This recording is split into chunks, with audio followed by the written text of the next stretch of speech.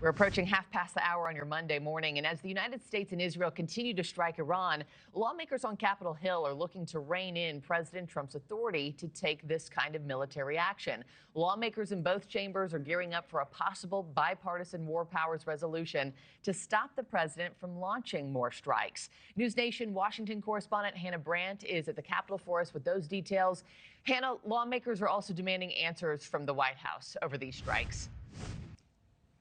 Markie, good morning. They certainly are. We're really expecting this to dominate discussions here on Capitol Hill this week. And like you said, lawmakers have a lot of questions about this operation, specifically about the justification for starting it and for the objectives, what comes next in this operation as well.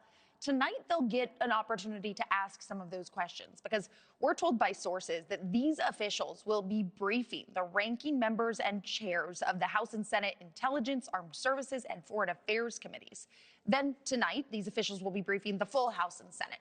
That'll be all lawmakers getting an opportunity to get some answers to their questions. And I'm also told Pentagon officials briefed staff of several national security committees yesterday for more than 90 minutes. So altogether, the Trump administration says they are keeping lawmakers informed of what's happening, but there are a lot of disagreements emerging already. One of the top debates right now is whether the U.S. was justified in striking Iran first. Now, on a weekend call with reporters, senior Trump administration officials said they had analysis suggesting Iran was preparing to strike. And so that's how they justified doing the strikes first. But we've heard from some Democrats, they don't believe there's evidence to back that up. In fact, ranking intelligence Democrat Senator Mark Warner says he just hasn't seen any evidence that Iran was planning imminent attacks. And fellow Virginia Democrat Senator Tim Kaine is arguing Congress should be playing a bigger role in this operation, and he wants these upcoming briefings to be public. The Constitution does not say Congress should just be an interested observer that gets a briefing after the fact. That's not what the Constitution says. And so I think briefings are great. I don't think they're great if they're just private. They ought to be public before the whole American people. I mean, if we're losing our troops, if they're losing their lives and getting injured, like, what do you mean you're going to give us a briefing in a classified setting? If you feel good about what you're doing, you wouldn't mind sharing it.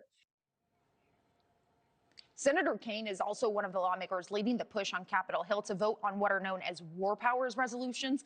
These are pieces of legislation to require President Trump to get congressional approval before any further military action in Iran.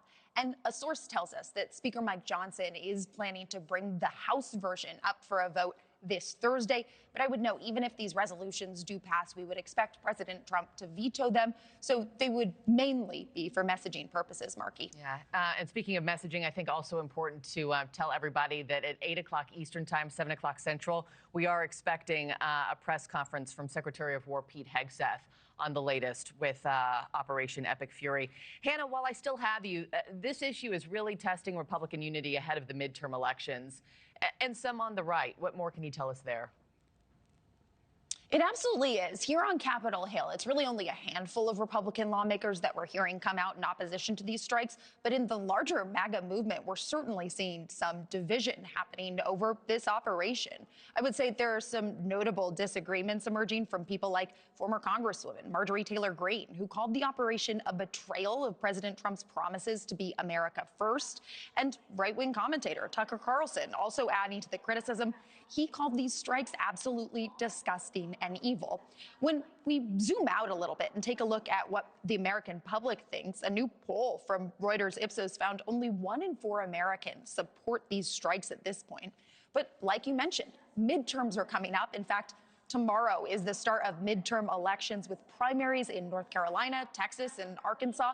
And that'll really give us a chance to hear from voters directly. They'll be able to weigh in, and we'll see whether this issue actually becomes a factor in these upcoming midterm elections, Markie. Yeah, will be fascinating to watch. Hannah Brandt, thank you. Thank you for watching. Subscribe below and download our NewsNation app right now on your phone, and you will get fact-based, unbiased news for all Americans.